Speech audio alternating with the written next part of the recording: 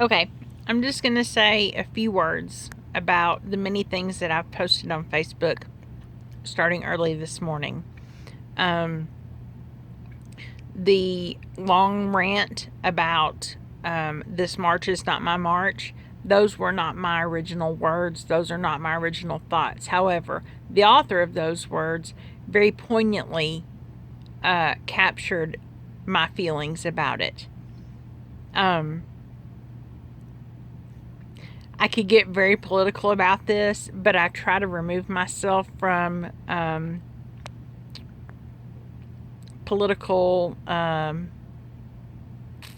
arguments with people because what they lack in knowledge, they will beat you up with in inexperience or experience, whichever way you want to look at it.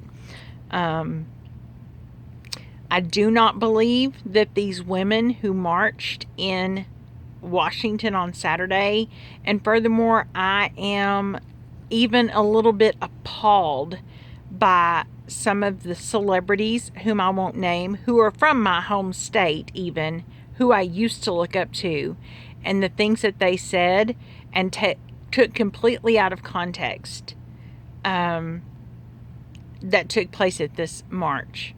Now, I am full on 100% behind all women. I stand with my sisters.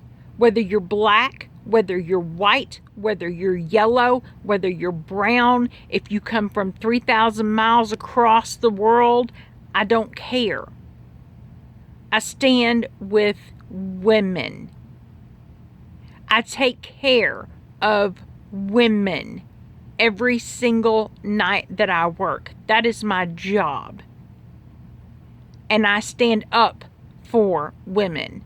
I am raising 2 young women to be very strong, to be very firm in their belief that they can do anything that they put their minds to, and that God is behind. Some of you have stood there this morning with me and had my back, and I appreciate that.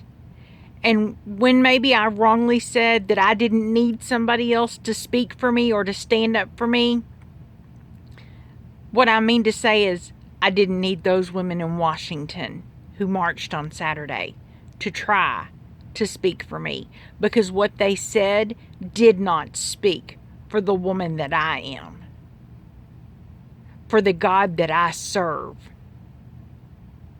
Nor did on Inauguration Day the people who were distraught that Hillary did not win and they decided that they were going to riot. They were going to break windows. They were going to steal from Starbucks. They were going to set on fire a limousine to show how distraught they were that their person did not win the presidential election. Now, I agree with every single person's view to have their own view and to back who you want to back. But when your person doesn't win, that does not give you the right to destroy property. It does not give you the right to demean those who voted for the opposition. Now, you can take that for what it is. I woke up this morning at 5 a.m. I had prayer time with my Lord. I spent time in the Word. And then I made the mistake of getting on Facebook. I love Facebook because it allows me to connect with my friends and my family all over the world. My friends from way back into elementary school and preschool even.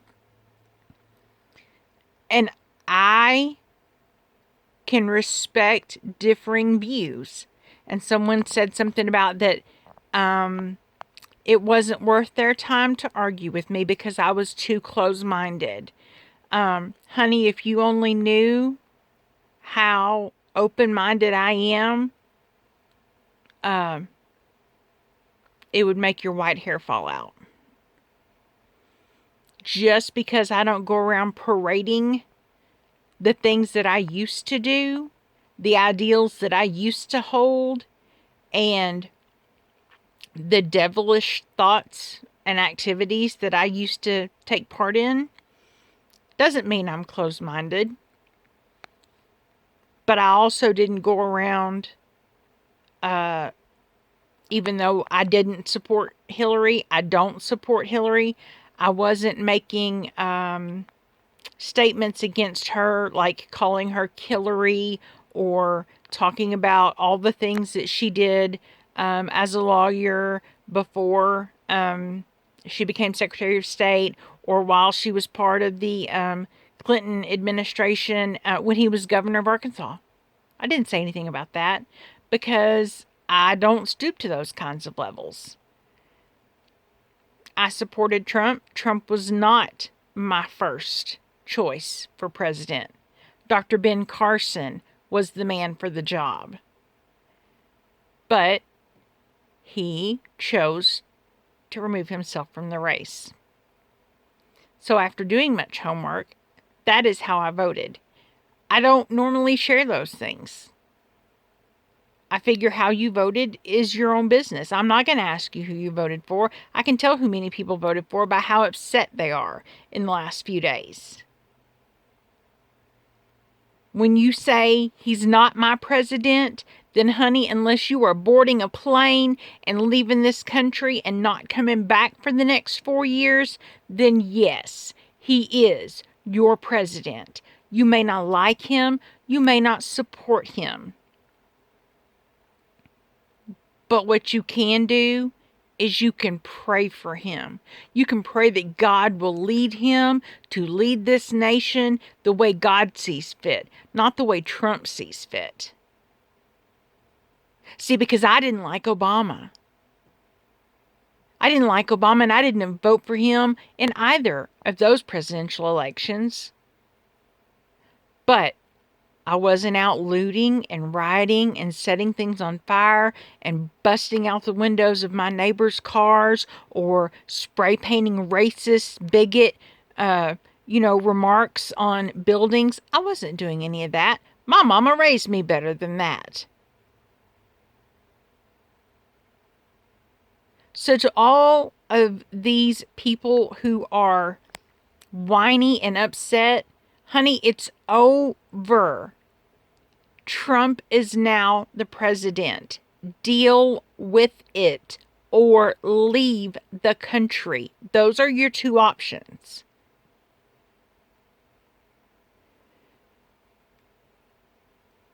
I never allow myself to get this taken aback and get this angry about things, but only because I feel personally attacked. So, to those who wanted to say the words, who attacked me or said that I wasn't worth the argument, you don't know me well enough. I'm a Doom by blood. And ask anybody who knows any of the Doom family. We argue just for fun. And we will pull out our phones and Google that shit just to prove our point. Now, I apologize for the language and I apologize for the tone of voice, but this is the last thing I'm going to say about it. He won. He's the president. Either pray for him or leave.